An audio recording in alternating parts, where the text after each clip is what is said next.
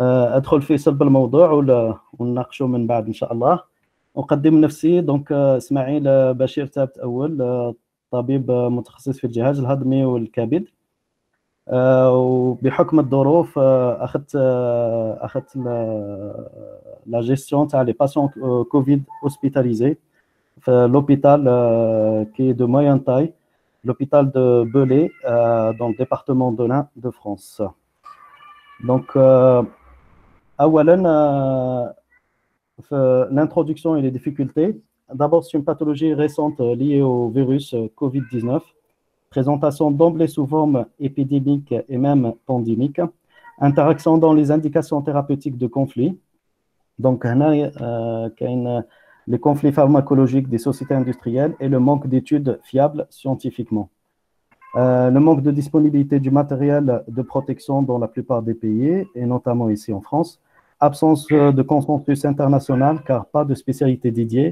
On retrouve les internistes, pneumologues, réanimateurs anesthésistes, les infectiologues, médecins généralistes qui est en première ligne dans les consultations, et l'épidémiologiste qui normalement doit diriger ce genre d'événement.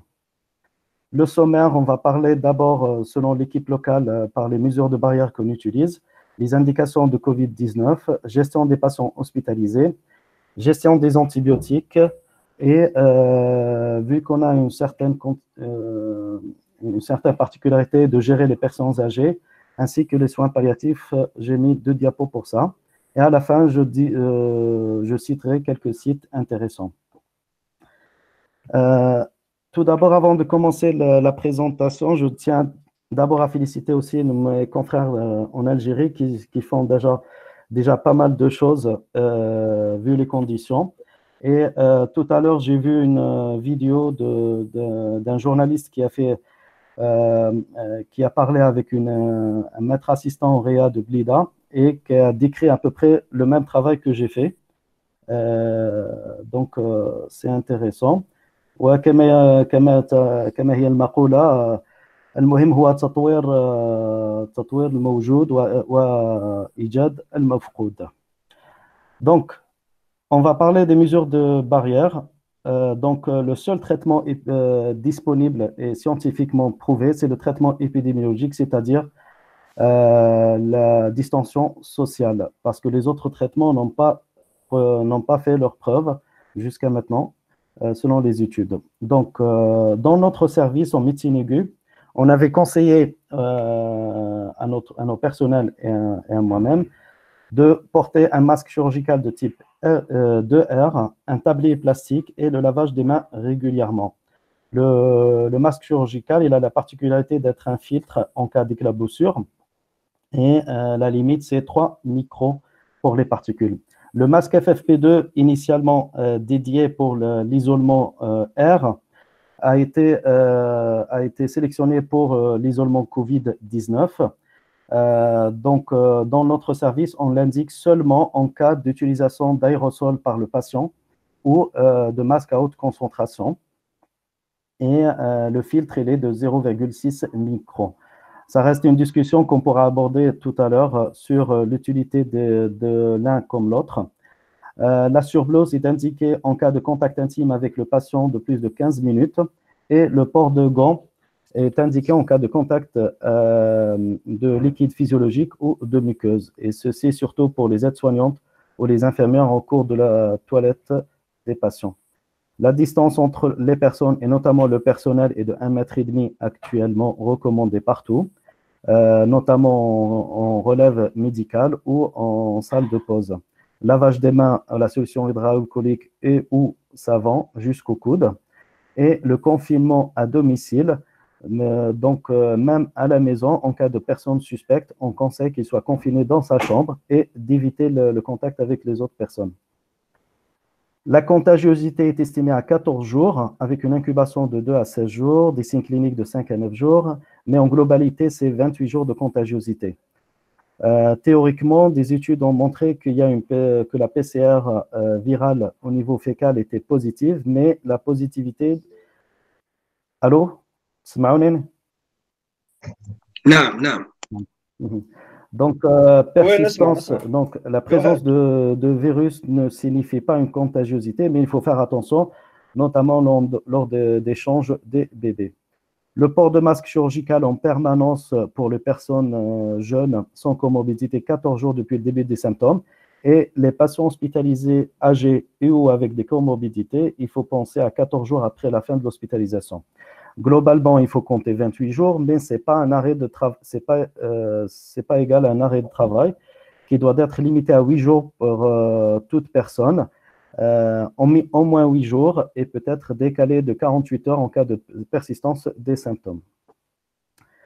Les prélèvements. Au départ, les prélèvements ont été indiqués selon le niveau de l'épidémie et surtout la disponibilité des tests diagnostiques.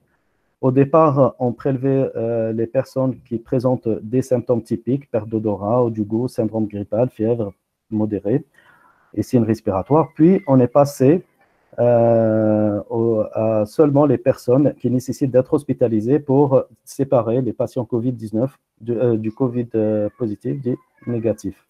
Actuellement, on teste, vu qu'il y a quelques foyers épidémiques, tous les résidents des maisons de retraite, tout le personnel des structures médico-sociaux avec ou sans symptômes pour éviter d'autres foyers, et les femmes enceintes, car les études ont prouvé que 90% des parturientes positives sont asymptomatiques, ce qui permettra leur suivi, mais en téléconsultation de préférence. Bientôt, tout le monde pourra être testé, mais quand le test sera disponible. Les prélèvements nasopharyngés, donc l'étude PCR, a une valeur prédictive positive élevée, par contre, défaut négatif, et ceci varie entre 30 et 60%. Ceci dépend en partie du moment du prélèvement qui doit être en minimum 48 heures à 72 heures de l'atteinte, si les conditions le permettent, et surtout des méthodes à respecter qui doivent être en moins 30 secondes. Le scanner thoracique, il a une valeur prédictive négative qui est performante, par contre, spécificité qui est basse à 37%. Quand la prévalence est augmentée dans la population, c'est le meilleur moyen diagnostique. Mais au départ, on se fie déjà au prélèvement nasopharyngé. Discuter d'emblée un angioscanner pour éliminer les embolies pulmonaires associées, selon l'équipe de Strasbourg qui a fait un travail récent.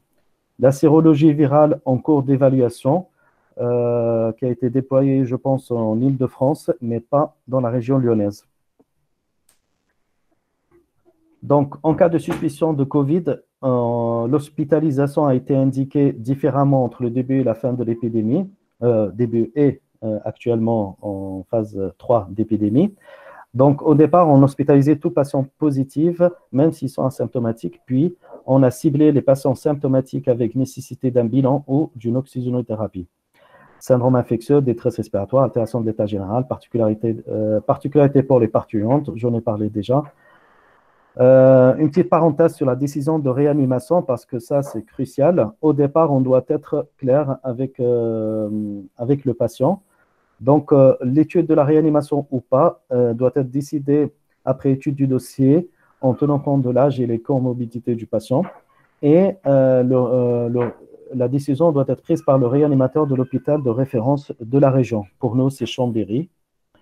Pas de réanimation pour le Covid, car c'est une réanimation lourde, mais pas pour les autres pathologies, notamment un choc septique, problème cardiaque ou post-chirurgie. En ce qui concerne la physiopathologie de la maladie, on a peu de données, mais que des hypothèses. Mais les renseignements qu'on a reçus, tout d'abord, il faut désigner le jour du début des symptômes, qui reste la référence de l'évolution. Et la question se pose entre Covid-19 et maladie vasculaire, surtout qu'on retrouve une surprésentation dans les formes graves des gens qui ont des antécédents cardiovasculaires. Et on connaît aussi le rôle de l'inflammation dans ces formes graves, plus que l'infection.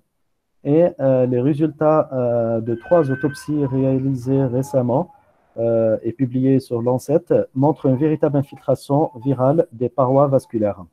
D'où la recommandation d'introduire automatiquement des anticoagulants préventifs et ou efficaces en cas d'antécédent cardiaque, ainsi que des antiagrégants plaquettaires.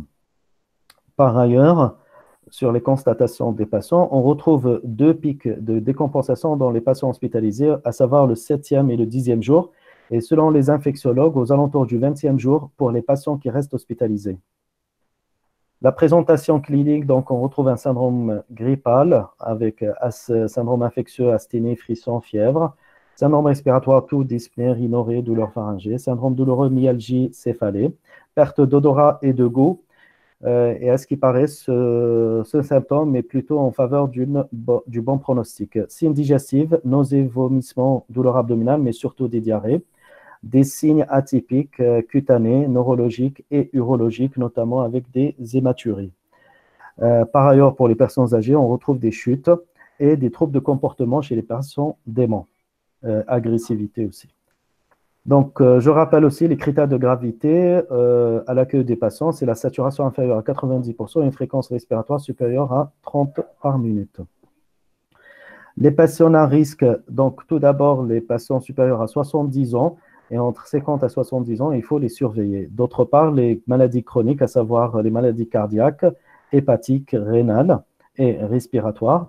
Et d'autre part, les patients atteints de cancer sous traitement ou ayant une immunodépression congénitale ou acquise. Les femmes enceintes et les personnes obèses. Au niveau de notre hôpital, donc l'organisation pour accueillir cette épidémie a été faite progressivement. D'abord, chaque service, il a mis un circuit de prise en charge COVID positive et COVID négative. Arrêt de l'ambulatoire sauf en cas d'urgence et cancérologie. En ce qui concerne notre spécialité en gastroentérologie, on a retenu que le bilan d'anémie et les patients ayant un test de dépistage de cancer colorectal positif. Préparation des soins de suite et réadaptation pour le post-Covid avant un retour à domicile. Réunion de crise chaque matin avec la direction et l'équipe d'infectiologie du centre référent le plus proche, donc c'est Chambéry. Fiche pratique destinée à tout le personnel sur l'habillage et les précautions à prendre. Visite et information régulière de l'équipe d'hygiène hospitalière par l'infirmière et le médecin référent. Par ailleurs, on a classé les patients en 4 groupes. Patients réanimables, mais avec une oxygénothérapie faible, inférieure à 4 litres par minute, on les retient dans notre structure. Mais les patients qui nécessitent une oxygénothérapie très importante, plus de 4 litres, on transfère en soins intensifs et probablement en réa. Par ailleurs, les patients non réanimables, ils sont la plupart du temps âgés de plus de 75 ans. Et sinon, on a des patients jeunes, mais avec de lourds antécédents et comorbidités, notamment AVC séquelaire, maladie neurologique avancée avec grabbatisation. Sur le plan pratique, au niveau de notre service de médecine aiguë, on assure une visite médicale 3 fois par jour pour chaque patient, prise de constante toutes les 6 heures en cas d'oxygénothérapie. Tension artérielle, température, pouls, fréquence respiratoire, saturation en oxygène. Suivi de repas avec accompagnement de la diététicienne. On sait bien que la dénutrition retarde le rétablissement du patient. Suivi de rééducation 1 fois par jour, si besoin, par une kiné qui a été dédiée aux patients Covid. La surveillance biologique journalière pour les patients oxygénodépendants pour détecter les décompensations, avec seulement un hémogramme, ionogramme et CRP. Bilan nutritionnel avec l'albumine, bilan hépatique, bilan lipidique, vitamine D, B9 et B12. Dosage de phosphore et magnésium au début et après 7 jours d'hospitalisation. Dosage des dédimères et troponines non réalisés systématiquement car la population qu'on a est plutôt âgée et ces chiffres seront régulièrement élevés. La surveillance radiologique en cas de décompensation à la recherche d'embolie pulmonaire ou d'AVC, angioscanner thoracique et cérébral. Là, je vous montre une image d'un patient qui a été accueilli le 17 avril avec un scanner qui montre des petites lésions en verre dépoli au niveau du scanner. Le 24 avril, une semaine après, il décompense. On réalise un angioscan à la recherche d'une embolie pulmonaire qui explique, mais finalement, c'est la maladie qui a avancé. Dans ce cas-là, on a relancé tout un protocole de traitement. On passe au protocole. Donc, la stratégie des antibiotiques sur les pneumopathies hospitalisées chez nous. On associe la plupart du temps des bêta-lactamines et macrolides en cas d'oxygénothérapie supérieure à 4 litres par minute dès les urgences. Et on réalise un scanner thoracique PCR de COVID-19. Et il ne faut pas oublier l'antigène légionellose au pneumocoque s'il y a des signes qui orientent.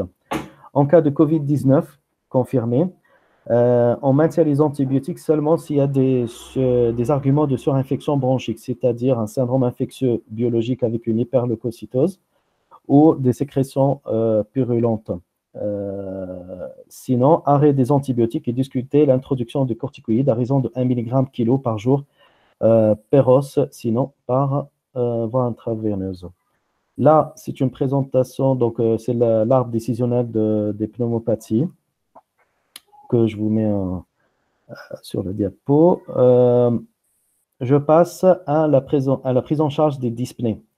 Parce qu'au départ, donc, il y avait la question d'intubation. Finalement, il faut retarder l'intubation. Mais ici, on parle de la prise en charge de la dyspnée dans notre contexte. Bien sûr, si le patient décompense, on le mute rapidement en cas de réanimation faisable. Sinon, on le garde chez nous et on essaie de temporiser. Et ça a marché sur pas mal de patients. Donc, la prise en charge de la dyspnée, donc il faut repérer tout d'abord les premiers signes, risque de dégradation rapide de l'état respiratoire. Et ça, le patient que je vous ai montré les images, il était assis 2 heures avant au fauteuil, il parlait au personnel et d'un coup, il a commencé à décompenser et à être en état de vigilance et désaturation importante. Donc, la gêne respiratoire rapportée par le patient s'il est conscient, sinon fréquence respiratoire supérieure à 24 par minute avec respiration paradoxale. La prise en charge repose essentiellement sur l'utilisation d'un morphinique pour atténuer la sensation de la dyspnée et d'un benzodiazépine dans le but de baisser l'anxiété associée. On peut associer, si besoin, l'utilisation d'antisécrétoires, soit par voie veineuse et en cas de difficulté par patch cutané, des antiémétiques. Et la dernière diapo, c'est dans le cadre de soins palliatifs. En cas de détresse respiratoire, il faut endormir rapidement le patient pour lui éviter une sensation d'étouffement.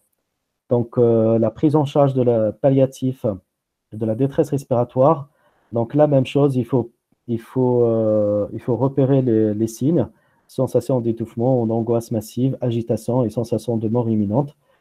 Sinon, s'il est inconscient, non communicant, fréquence respiratoire supérieure à 30, râle en fin d'expiration, respiration paradoxale, faciès de peur. Le principe du traitement, c'est associer les morphiniques et les benzodiazépines pour atténuer la sensation de dyspnée et sédater surtout le patient. Donc, sédater, endormir le patient.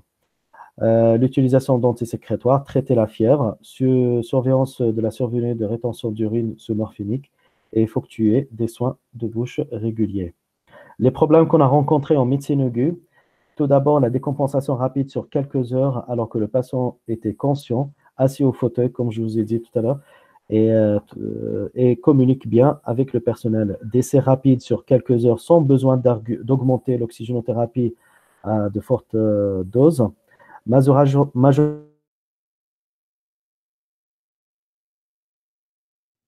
Critères précis d'introduction de la corticothérapie qui reste le seul traitement disponible pour nous.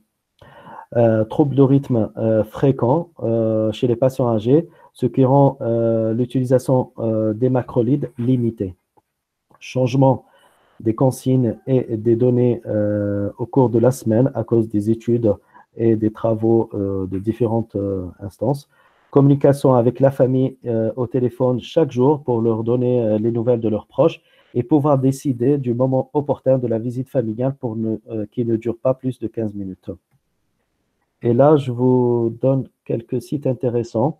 Donc avec Renault, le réseau nord-alpin des urgences qui nous donne une évaluation journalière de toutes les études qui apparaissent, réalisées par Dr Frédéric Adnet. Le bibliovide.org qui est mis en ligne des articles et avec leur niveau de preuve. La prévention des infections qui nous oriente sur l'utilisation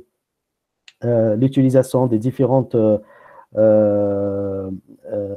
des différents matériaux, le masque, la blouse, la surblouse, avec toutes les indications, l'infectiologie, qui est la société savante française, et la société française de nutrition clinique et métabolique. بارك الله فيكم واعتذر إذا كنت أطلت في البرزنتاسيون. بارك الله فيك. You did great. وصلت 35 minutes 20 minutes exactly. شكرا بروفيسور اسماعيل من فرنسا. يعني تطرقت لكل ديتيل والموضوع نتاع الكورونا فيروس and the management. You didn't let anything. Almost what surprised me is almost the same thing what we are doing here and in the most of the world اللي عندهم الامكانيات. راح نخلي الان بدون اطاله راح نخلي الاسئله للدكتور اسماعيل بعد ما نخلصوا.